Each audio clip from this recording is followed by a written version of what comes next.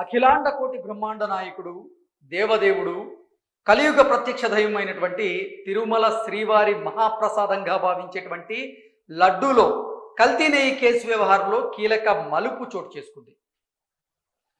ఈ కల్తీ నెయ్యి కేసు వ్యవహారంలో ఆంధ్రప్రదేశ్ ప్రభుత్వం ఏకసభ్య కమిషన్ను ఏర్పాటు చేసినటువంటి క్రమంలో ఆ ఏకసభ్య కమిషన్ బాధ్యతలు దినేష్ కుమార్కు అప్పగించారు ఆంధ్రప్రదేశ్ ముఖ్యమంత్రి వర్యులు నారా చంద్రబాబు నాయుడు గారు.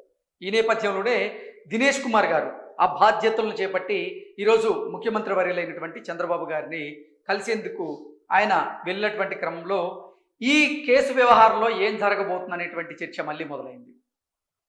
ఏకసభ్య కమిషన్ను ఏర్పాటు చేయడాన్ని వ్యతిరేకిస్తూ మాజీ ఎంపీ అయినటువంటి సుబ్రహ్మణ్య స్వామి ఆయన సుప్రీంకోర్టులో ఒక పిటిషన్ దాఖలు చేశారు.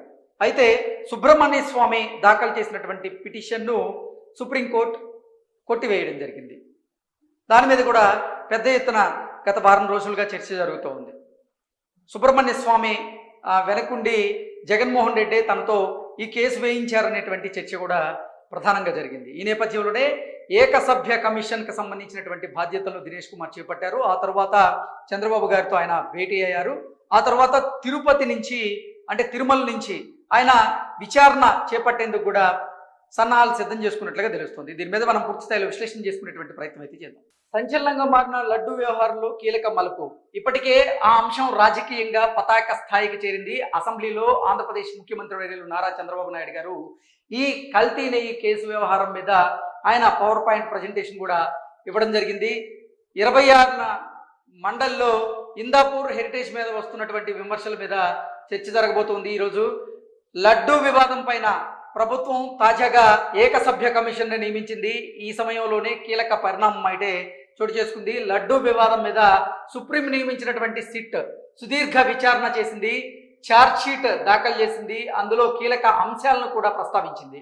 ఈ నివేదిక ఆధారంగా అటు కూటమి ఇటు వైసీపీ మధ్య తీవ్ర స్థాయిలో రాజకీయంగా విమర్శలు అయితే చెలరేగాయి. కాగా క్యాబినెట్లో తీసుకున్నటువంటి నిర్ణయం మేరకు ప్రభుత్వం లడ్డు వివాదం మీద ఏకసభ్య కమిషన్ అయితే నియమించింది. మాజీ ప్రభుత్వ ప్రధాన కార్యదర్శి అయినటువంటి దినేష్ కుమార్కు విచారణ బాధ్యతలను అప్పచెప్పింది. అటు సిట్ పరిధిలో విచారణ ఉండగా ప్రభుత్వం మరో కమిటీ నియమించడం మీద సుప్రీంకోర్టులో సుబ్రహ్మణ్య స్వామి పిటిషన్ దాఖలు చేశారు. దీని మీద విచారణ చేసినటువంటి సుప్రీంకోర్టు ప్రభుత్వం నియమించినటువంటి కమిటీ విచారణ చేయవచ్చు అంటూ తేల్చి చెప్పింది. సిట్ అలాగే ప్రభుత్వం నియమించినటువంటి కమిటీ ఒకరి విచారణ మరొకరిపైన ప్రభావం పడకుండా చట్టానికి లోబడి విధులు నిర్వహించాలంటూ కూడా సుప్రీంకోర్టు స్పష్టం చేసింది. ఈ నేపథ్యంలోనే ప్రభుత్వం నియమించినటువంటి ఏకసభ్య కమిటీ పని ప్రారంభించేందుకైతే సిద్ధమైంది.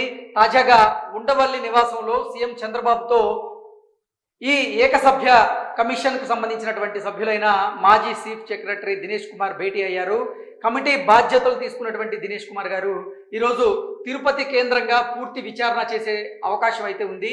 కల్తీ నెయ్యి సరఫరా అంశంలో జరిగినటువంటి నిర్లక్ష్యం, దానికి బాధ్యతలైనటువంటి ఉద్యోగులపైన చర్యలకు దినేష్ కుమార్ సిఫార్సు చేసేటువంటి అవకాశం ఉందని సమాచారం అందుతుంది. 45 రోజుల్లో ప్రభుత్వానికి నివేదిక అందించాలని దినేష్ కుమార్ విచారణ వేళ అవే అంశాలు వెలుగులోకి వస్తాయా లేదా కొత్తగా మరేవైనా అంశాలను తెర మీదకి తీసుకొస్తారా అనేటువంటి ఆసక్తికరంగా అయితే ఈ అంశం మారుతూ ఉంది. అయితే దినేష్ కుమార్ కమిటీ నియామకం సమయంలోనే ప్రభుత్వం అసలు లక్ష్యం అయితే స్పష్టం చేసింది. దీంతో ఇప్పుడు ఈ కమిటీ ఎవరిని విచారణ చేయబోతోంది, ఎలాంటి సమాచారం రాబట్టబోతోంది అనేది 45 రోజుల్లో ఇచ్చేటువంటి నివేదికలో ఎవరిని బాధ్యుల్ని చేయబోతుంది అనేది రాజకీయంగా అయితే నిజంగా ఉత్కంఠ రేపబోతుంది.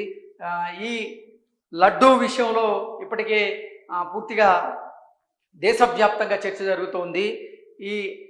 అంటే హిందువుల మనోభావాలు దెబ్బతిన్నాయి ఈ కల్తీ లడ్డు తిన్న తర్వాత అంటూ చాలామంది అభిప్రాయాన్ని వ్యక్తం చేస్తున్నటువంటి క్రమంలో అసలు ఏకసభ్య కమిషన్ విచారణ తర్వాత ఎటువంటి నివేదిక వస్తుంది, ఎటువంటి నివేదికని ఇస్తుంది, ఆ నివేదికలో ఎవరెవరి పేర్లు ఉంటాయి, ఎవరిని బాధ్యుల్ని చేయబోతుంది, అసలు ఏం జరగబోతుంది అనేది ఆ ఉత్కంఠ అయితే చాలా మందిలో ఉంది. Thank you so much.